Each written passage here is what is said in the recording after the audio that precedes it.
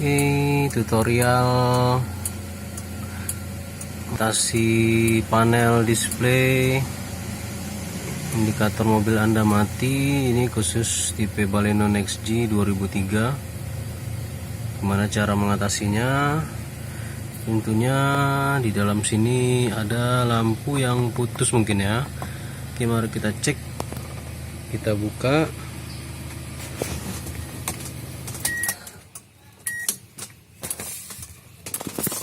Pertama kita buka lubang obeng baut 2 di sini, dan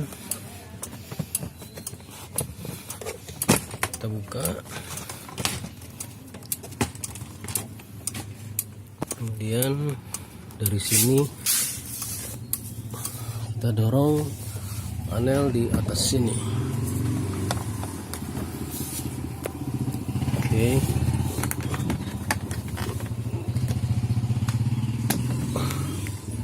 dorong dari bawah dan dibuka.